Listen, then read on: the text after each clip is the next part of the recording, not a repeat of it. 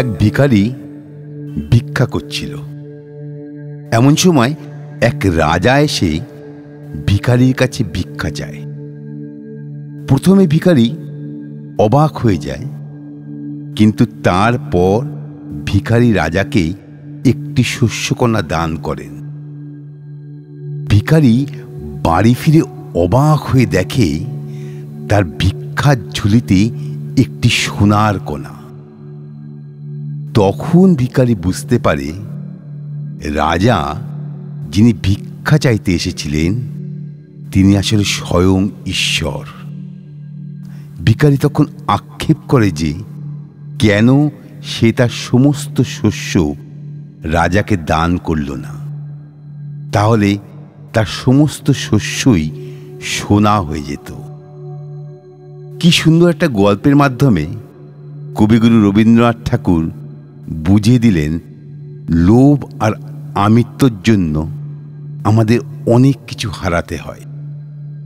সাথে এটাও বলে দিলেন যত দান করবে তত ফিরে পাবে। শুরু করা যাক আজকের কবিতা কবিগুরু রবীন্দ্রনাথ ঠাকুরের কৃপণ।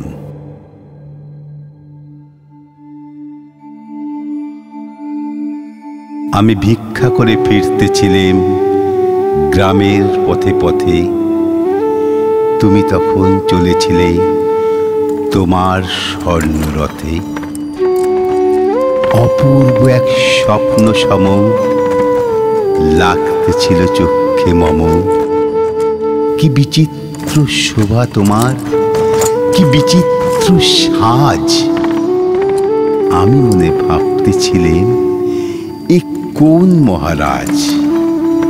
আজ শুভক্ষণে রাত পোহালো, ভেবেছিলাম তবে আজ আমারে দাঁড়ে দাঁড়ে ফিরতে নাহি হবে।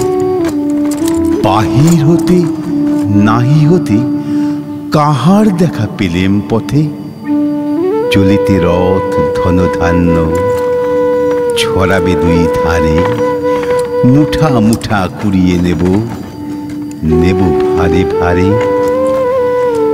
দেখি সহসা রথ থেমে গেল আমার কাছে এসে। আমার মুখ পানে চেয়ে নামলে তুমি হেসে। দেখে মুখের প্রসন্নতা জুড়িয়ে গেল সকল ব্যথা। হেনকালে কিসের লাগি তুমি অকস্মাৎ আমায় কিছু দাও গো বলে বাড়িয়ে দিলে হাত। মরি, এ কি কথা রাজাধিরাজ, আমায় দাও গো কিছু। শুনে ক্ষণকালের তরে রইন মাথা নিচু। তোমার কি বা অভাব আছে ভিখারি ভিক্ষুকের কাছে? এ কেবল কৌতুকের বশে আমায় প্রবঞ্চনা। ঝুলিওতে দিলেম তুলে একটি ছোট কণা।